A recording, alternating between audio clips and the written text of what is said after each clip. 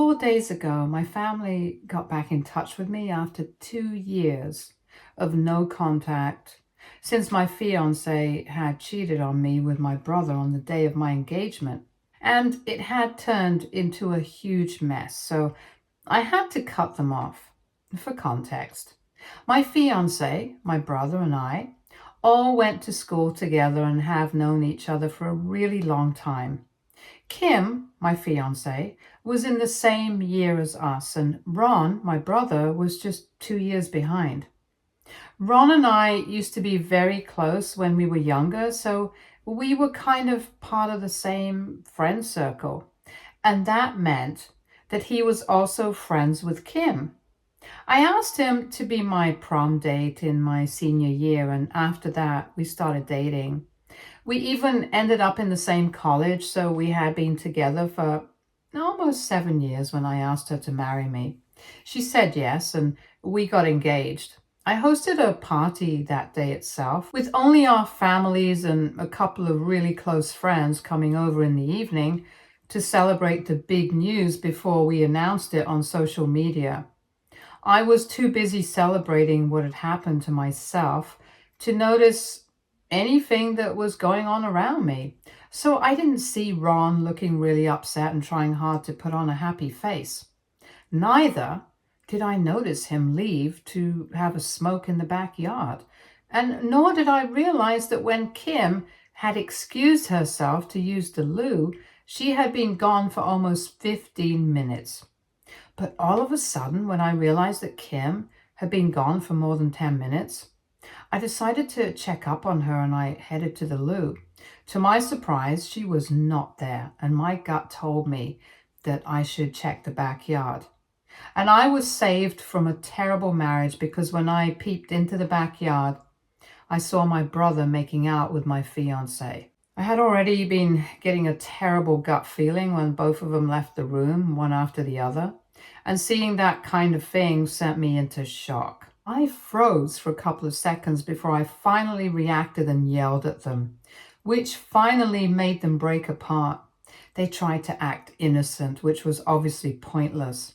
I had seen what they were up to and I knew the truth.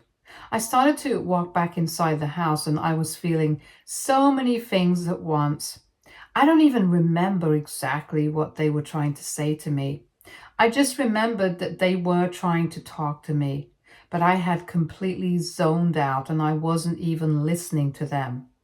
I walked into the living room with them behind me, and without even waiting for them to say anything, I announced what I had seen, and I told our families that the engagement was unfortunately off because Kim was a nasty cheater and Ron had no sense of loyalty.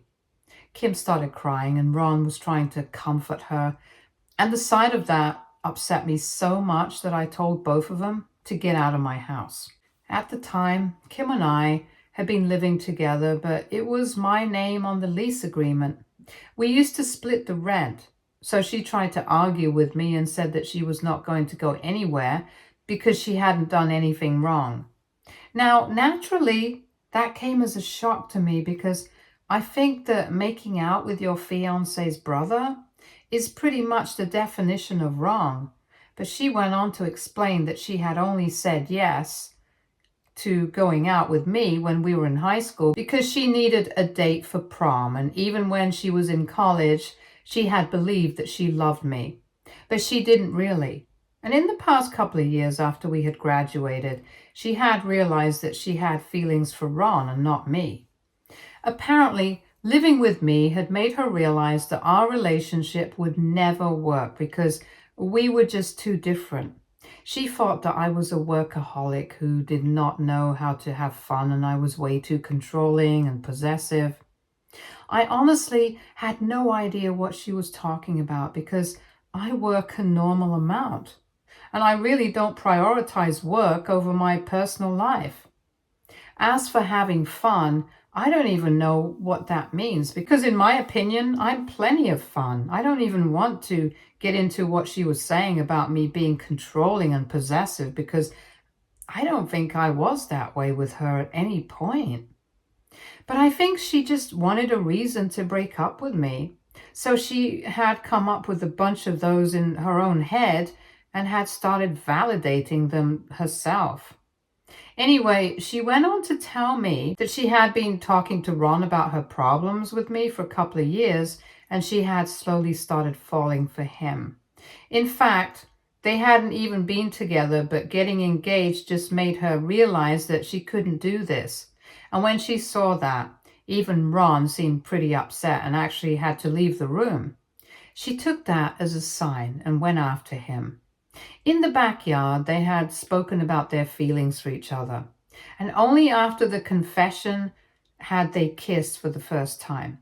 They said that the only reason both of them had been holding back for so long was because she and I had been together for so long that neither of them wanted to hurt me. That was the only reason Kim had agreed to marry me, because she didn't think that he would make a move on her since he loved his brother. And Ron had been thinking about similar lines, that maybe he never had a chance with Kim because she loved me a lot, even though she did complain about me to him constantly. But after they had spoken to each other in the backyard, they realized that her engagement with me was never going to work because she was in love with him, and so was he. And now Kim wanted to break her engagement off with me and tried to have a real relationship with my brother. Both our families and a few friends that we had invited were shocked, and I felt humiliated that this was happening, but there was no choice. Her parents, thankfully, seemed to be reasonable people and apologized to me for what their daughter had done and told her that she was free to do whatever she wanted, but for now, they really didn't want to speak to her. My parents, on the other hand, turned out to be the worst parents on earth because they actually started supporting the two of them. They tried to explain to me that it was completely natural for Kim to fall out of love with me and that I shouldn't take it too hard, since these things happen and all I could do was try and move on. In fact, they even expected me to be supportive of the relationship between Kim and Ron now. When I tried to make them realize how ridiculous they sounded, they just got exasperated and told me that I always had been a difficult person to deal with, so it was not very surprising that Kim had decided to go with Ron, who was much more easygoing than me. They told me that I was too tightly wound, and they had known that the relationship with Kim was not going to last, since she was the exact opposite of me and had always been more like my brother. And both of them seemed to agree with it. So I started to think that maybe my entire family had lost their minds. Anyway, I was so upset that I didn't feel like spending any more time with them, trying to argue and explain what I was feeling. All they wanted to do was celebrate the fact that Kim and Ron were finally together, because I guess my parents had known that he had feelings for her, and they were trying really hard to make me feel like I was somehow responsible for my own relationship falling apart, and acting like whatever had been said about me was true, so I guess that justifies whatever she had done. At least my friends seemed to be on my side, and they helped me pack a few of my things, and one of them let me spend the next couple of weeks with them, since I didn't want to go home. Now, I guess I could say that after the day of the engagement, I didn't have to see any of them ever again, but that wouldn't be true. I had to go back several times to gather my things, since I had been living in that house for a really long time, pretty much ever since I graduated. And one evening was not enough to get all my things. She returned the money that I had paid for rent that month, and every time I would go to collect my things over the next few weeks, Ron was always there with her, and it just upset me to no end. Anyway, after I had collected my things and she had returned the money and the ring, I decided to cut ties with them. I had been in touch with my parents on and off for a few weeks, and I couldn't believe that they were actually supportive of what Ron had done. They told me that if Kim was not happy with me, it was completely up to her what she wanted to do and who she wanted to be with. And if it was Ron that she wanted to be with, it was not exactly wrong of him to take her up on that offer. If they loved each other, it didn't matter if she had cheated on me or if he had betrayed me. They belonged together. And they were going to be supportive of the relationship no matter how I felt. And no matter how much I denied it, they continued to bring up whatever Kim had said about me being controlling, possessive, never having enough time for her, and not knowing how to have fun. It had come to a stage where I had actually started questioning any of those things. So I spoke to a couple of my friends, and these were people who had always been honest with me since we had been friends from school. They have known me and Kim for a really long time, so I could count on them to be honest with me. And they told me that whatever she had said was a bunch of baloney, and she was only coming up with that stuff to justify her affair. I worked a reasonable amount, and they confirmed it. And I cared about my work just as any other person does. Not more and certainly not less.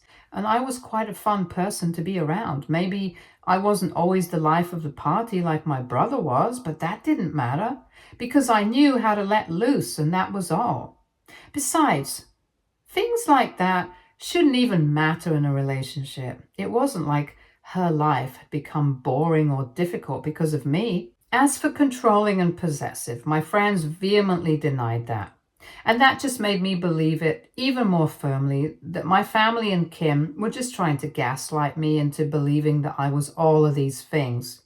And that's why I deserved to be left the way that I had been. But eventually I stopped saying anything to them, and I managed to cut my family out of my life as well. I heard from a few friends that Ron and Kim had married each other in a private, intimate ceremony about a year after we had separated, and I honestly didn't even feel anything.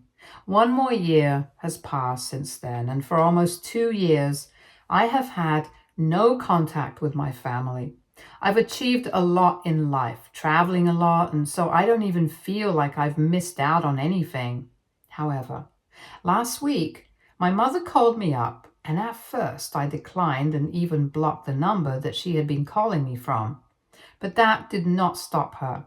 She started using another number, and when I realized that it was her, I still did not pick up. She kept trying to go, and after almost 4 hours, I decided to answer the call because she hadn't stopped calling every other minute. I was quite irritable, but when I called her back, I heard her crying on the other end, and I was very confused because I had no idea what she was sobbing about. So instead of yelling at her like I had planned, I decided to ask her what was going on, and she told me that apparently my brother and Kim had been in an accident and both of them had slipped into a coma. The accident had been terrible. A truck had plowed into them, and the two of them were in a terrible condition. I'm not even kidding. I felt really sorry for them, and I told my mother to hang in there because whatever they had done to me, this was something really horrible, and I definitely hadn't been expecting something like this. My mother couldn't stop crying on the phone, so she had to give it to my dad, who was a little calmer, and told me that they were calling to ask me to visit them so they would have some sort of support during this time. I didn't even understand what they meant by some sort of support because both Ron and Kim had health insurance. So it's not like they needed my money. As for emotional support, they had each other, and I'm not sure what I could be there for. And to be honest, they haven't been in touch with me for the past 2 years, so I didn't understand why they wanted me to be there for them all of a sudden. But a couple of minutes later, my dad clarified what he meant, and I'm still reeling from the shock of it. Apparently, they wanted me to support them by babysitting Kim and Ron's 2-month-old son. The whole pregnancy journey and both had been well-kept secrets, made easier by the fact that Kim and Ron had been in Oklahoma during the pregnancy. He had been working on a project there when they found out and decided to stay for the entire duration of the pregnancy, and both to stay there as well.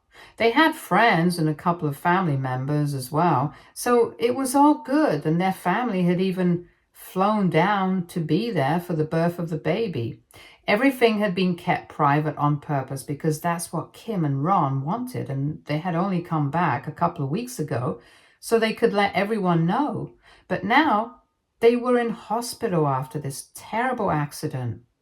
I honestly felt numb after learning this and didn't know how to react, but my dad told me that for now, they had hired a sitter to look after the baby, but they needed to think about something long term as well. Apparently, they had spoken to the medical team, and Kim and Ron had been given 50-50 chances of survival. So my dad had called me to say that just in case something were to happen to them, they wanted me to help raise the baby. He thought that this was the most valid way to deal with the situation, so he wanted me to come and see the baby and at least try to create a bond with him. I thought that was a ridiculous expectation to have from me.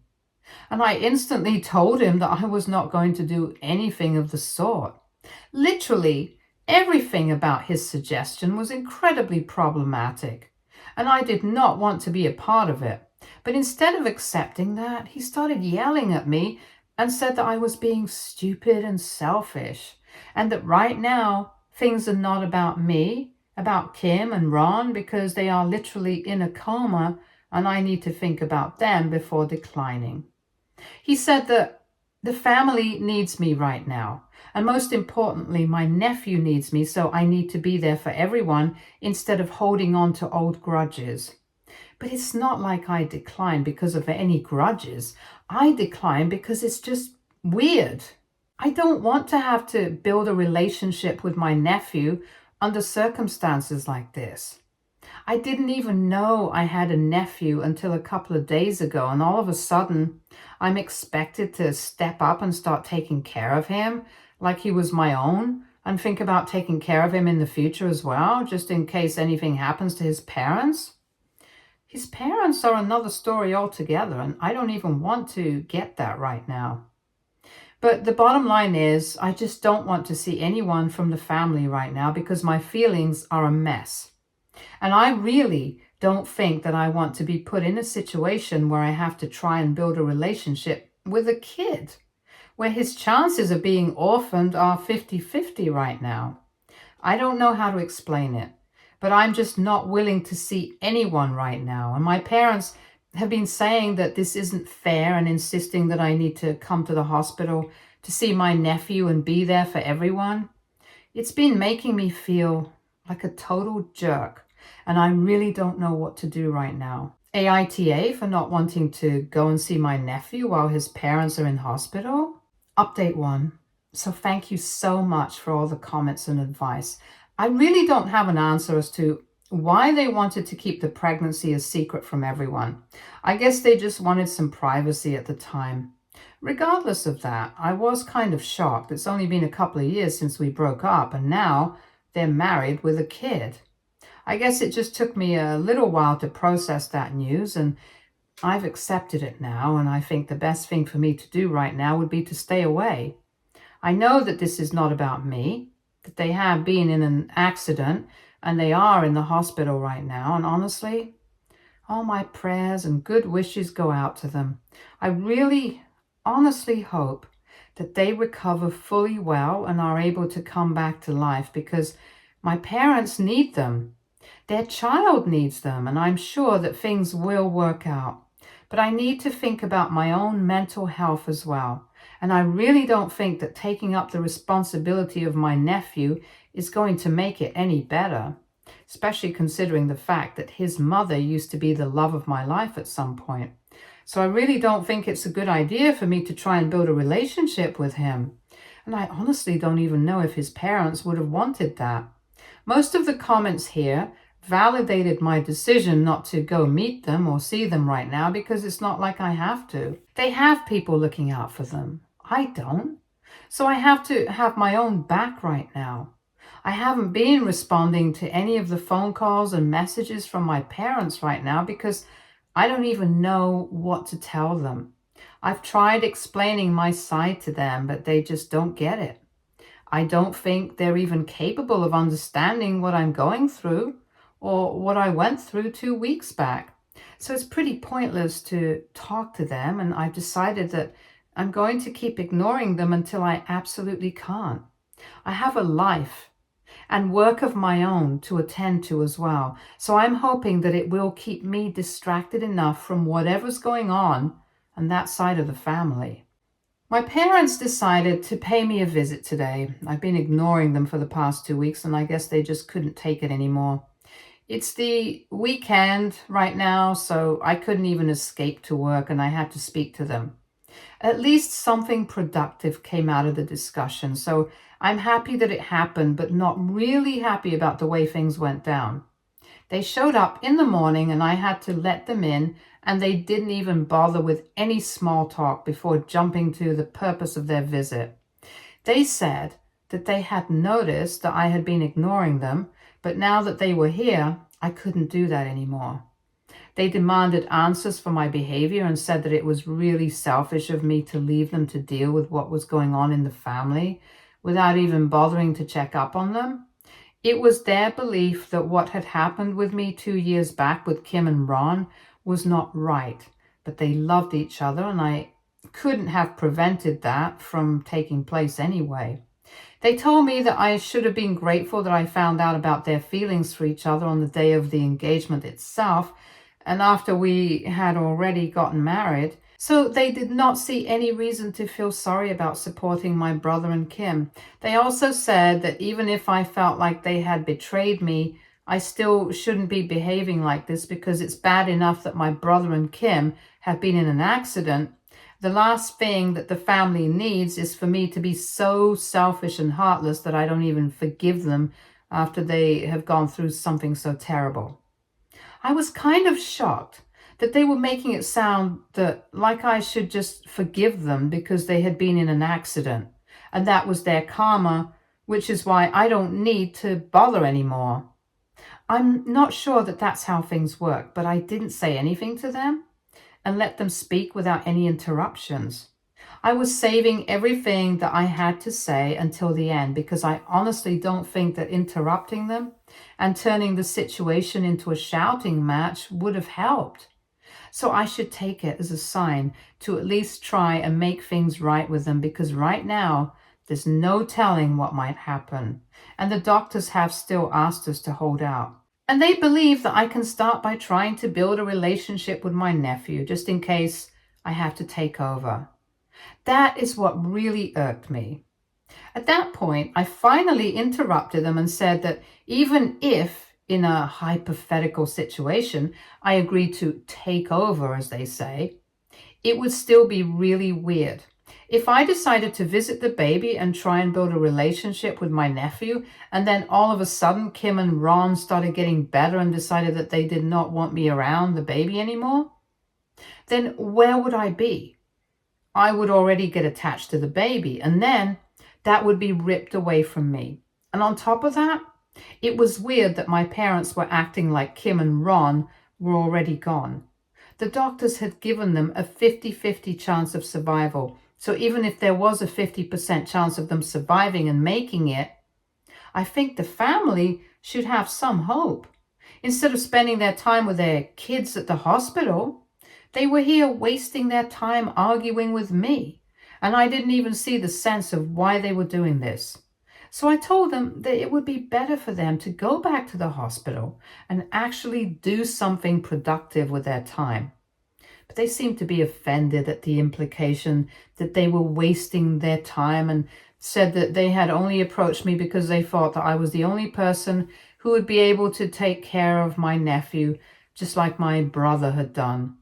And they told me that when Kim and Ron came around and found out that I had bothered to come to see them and build a relationship with my nephew, they would have been happy. They did say that, but they didn't sound too confident by saying it. And they shouldn't have because we haven't spoken for the past 2 years and we ended on a terrible note. They have never seemed apologetic for their actions. And I highly doubt that they would be happy if I tried to build a relationship with their baby. Anyway, I told my parents that my final decision was that I was not going to go and see them, at least not right now. I still needed some time to think about what I was feeling, and I knew that nobody cared about my feelings, but I did. I had stayed out of their life and never bothered them, so now it was time for them to respect my feelings and do the same for me. I thought that they were going to argue again after that, but luckily they seemed to understand what I was getting at and just gave up. They still told me that they would be waiting for me to show up, but I told them not to hold out much hope. I did say that I hoped and prayed that Kim and Ron would be able to make a full recovery soon enough, because I really do. And I didn't want to come off as insensitive, so I felt like it was necessary for me to say that. I even handed over a box of chocolates that I had bought a couple of days ago. I had thought that I would gift it to a friend of mine who had helped me out with something, but at that moment I thought that it would be better for me to hand it over to them, for Kim and Ron. I told them that this was the best I could do for them, and that my parents should give them this box when they came around. But that's as far as I was willing to go. Anyway, they're gone now, and I feel a lot lighter, so I guess I needed this at some point. Update 3. So it has been almost 6 months since I last posted here, and I feel like I owe everyone an update. I know everybody wants to hear about what happened with Kim and Ron, and here's the deal. They survived. Thankfully, about a couple of weeks after my parents visited me, they started stirring and they were able to make a full recovery eventually. I had actually bothered to go and see them in the hospital before they started coming back to their senses, and I had even met my nephew. It was very difficult for me to see them in that condition, and it was even more difficult for me to see my nephew, but I did it. And I guess it just gave me some sense of closure that I didn't have for so long. So I'm grateful that I did what I did. And a few months ago, my brother and Kim even texted me to let me know that they were very thankful that I had come to see them and met my nephew as well. After almost 2 years, they finally apologized to me and said that they wished things could have turned out differently between us, but it's fine with me now because I've moved on. I wouldn't say that I have forgiven them. That would not be true, and I don't think I even have it in me to forgive them. But I have come to accept whatever has happened, and I guess that's the best that I can do.